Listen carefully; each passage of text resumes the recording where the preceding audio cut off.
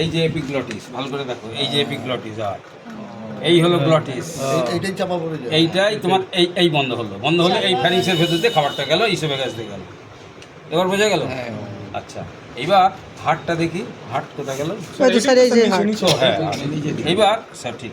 এইবার এখানে দেখো আমাদের এই যে হার্ট, তো এটা লেফট অ্যাট্রিয়াম, এই যে লেফট অ্যাট্রিয়াম পেশেন্টের, এই যে দেখো ইসোফেগাসটা কোনটাতে যাচ্ছে? লেফট অ্যাট্রিয়ামের পিছন দিক দিয়ে। তো ভালো করে লক্ষ্য করে দেখো, এই যে পিছন দিক দিয়ে যাচ্ছে তো। এবার তোমাকে কোশ্চেন করা হলো, patient suffering from mitral stenosis and complain of dysphagia, মানে difficulty in declare what is the cause of dysphagia. কারণটা কি? কারণটা হলে এখনই আলোচনা করি, বলি মনে পড়ে যাবে। এই মাইটাল স্টেনোসিস হয়ে লেফট অ্যাট্রিয়াল এনলার্জমেন্ট হয়েছে বললাম তো, সেই এনলার্জমেন্ট হওয়ার জন্য পিছনে হিসেবে গেছে চাপ ঢোক গিললে আর অস্বস্তি হচ্ছে, ঢোক গিলতে পারছেন, অসুবিধা হচ্ছে, তাকেই বলা হয় ডিসফেজিয়া। বুঝে গেল? আচ্ছা, এবার আমরা যেটা আলোচনা করব, এইটা হলো রাইট ভেন্ট্রিকল, এইখান থেকে যেটা আসছে এটা পালমোনারি ট্রাঙ্ক, বুঝে গেল? আর এইটা হলো লেফট ভেন্ট্রিকল থেকে, এই হলো অ্যাসেন্ডিং আওয়াটা, তারপরে হলো এই আর্চ অফ দ্য আওয়াটা, তারপরে হলো এই যে ডিসেন্ডিং আওয়াটা, পেটে চলে গেছে এই ডিসেন্ডিং আওয়াটা, মানে এই হাতের পিছন দিকে এই যে এইভাবে অ্যাবডোমিনে চলে গেছে। এইটা হলো অ্যাবডোমিনাল আওয়াটা, এটা ডিসেন্ডিং থরাসিক আওয়াটা, এটা আর্চ অফ দ্য আওয়াটা। আর সুপিরিয়র ভেনা কাবা না, এটা তো আটারি। হ্যাঁ, সুপিরিয়র ভেনা কাবা হচ্ছে রাইট অ্যাট্রিয়ামে। হ্যাঁ, এইটা হলো সুপিরিয়র ভেনা কাবা, এই যে সুপিরিয়র ভেনা কাবা হলো এটা। তার আগে রাইট আর লেফট ব্রেকিওসেফালিক ভেন, তারপরে এটা হলো ইন্টারনাল জুগুলার ভেন, ওই যে একটু আগে বললাম রাইট অ্যাট্রিয়াল এনলার্জমেন্টের ভেনাস পালসেশন, এটার হ্যাঁ টিক টিক করে ঘুরে ঢেউ খেলানোর মতো এরকম, ঠিক আছে? এটা সুপিরিয়র ভেনা কাবা। আর এইদিকে হলো ইনফিরিয়র ভেনা কাবা, দেখো সুপিরিয়র ভেনা কাবা, এইদিকে এইটা হলো এই যে ইনফিরিয়র ভেনা কাবা, এই যে নিচের দিকে যাবে, এই যে ইনফিরিয়র ভেনা কাবা, নিচের থেকে আসছে। আর এইটা হলো সুপিরিয়র ভেনা কাবা, এই কোথায় গেল? এই যে এই ইনফিরিয়র ভেনা কাবা, এটা হলো সুপিরিয়র ভেনা কাবা, আর এটা হলো পালমোনারি ভেন, এই যে ফুসফুসের দিকে যাচ্ছে। হ্যাঁ, এই একটা, এই একটা, আর এদিকে আছে এই যে একটা, এই একটা, চারটে পালমোনারি ভেন। এটা লেফট অ্যাট্রিয়াম, এটা রাইট অ্যাট্রিয়াম, এই সুপিরিয়র ভেনা কাবা, ইনফিরিয়র ভেনা কাবা, রাইট অ্যাট্রিয়াম। আর এই কভারিংটাকে বলা হয় পেরিকার্ডিয়াম, হার্টের কভারিং, এটাকে বলা হয় পেরিকার্ডিয়াম, ঠিক আছে? এই পেরিকার্ডিয়ামটা দেখে নিন। পেরিকার্ডিয়ামটা হলো,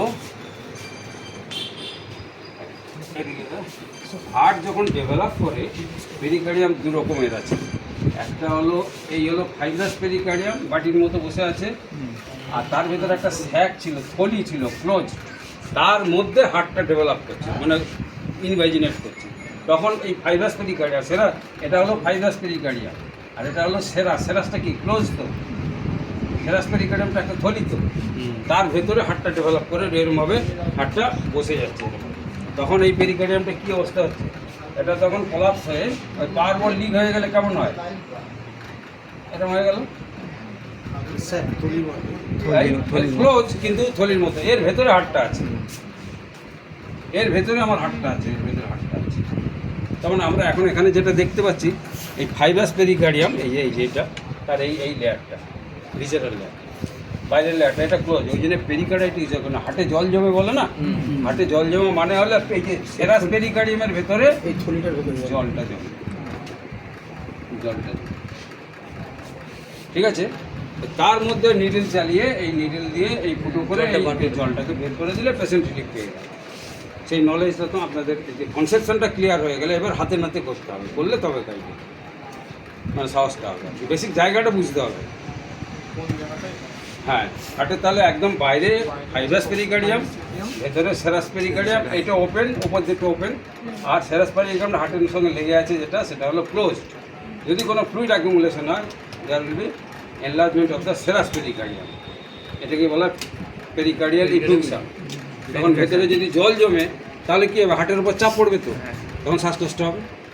কারণ হার্টের ভেনাস ব্লাডের উপরে যদি চাপ পড়ে, তাহলে ব্লাড আসতে পারবে না তো হার্টের রাইট অ্যাট্রিয়ামে, ভেনের প্রেশার তো কম, সুতরাং এর চাপ দিয়ে দিলে দুদিক থেকে এর ব্লাড ভেতরে চাপ আসতে পারবে না, তখনও এখানে ভেনাসটা লাফাতে থাকবে, জুগুলার ভেনাস পালসেশন হতে থাকবে। তার মানে রাইট হার্ট ফেলিওর হলে হতে পারে, পেরিকার্ডিয়াল ইফিউশন হলেও আমার জুগুলার ভেনাস পালসেশন হতে পারে। কী কারণে হয়েছে তখন ক্লিনিক্যাল আইডিয়া, এই যে এতক্ষণ ধরে বললাম যেটা সার্কিটটা, ওইটা মাথায় থাকলে তখন তোমার সঙ্গে সঙ্গে স্টেথো দিয়ে লাঙে দেখতে হবে।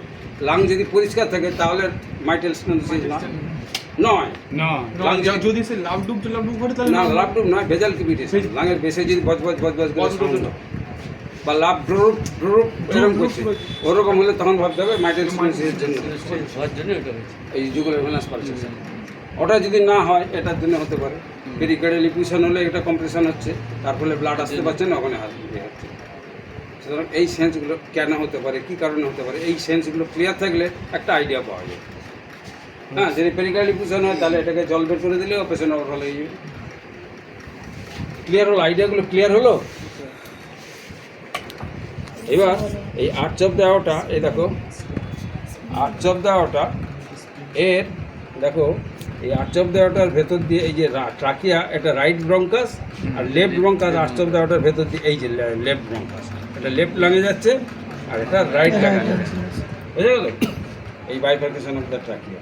আর এই জায়গাটা খুব সেন্সিটিভ জায়গা, এই বাইফার্কেশনের জায়গাটা, এই যে ট্রাকিয়াটা বাইফার্কেট করছে না, খুব সেন্সিটিভ। ওইখান থেকে এয়ার দিয়ে তো ধাক্কা খায়, ওই জন্য দেখবে অনেক সময় কাশি হলে সালা বাবা সুরসুর করে কাশি আরম্ভ হয়ে যায়, সুরসুর করে কাশি আরম্ভ হয়ে যায়।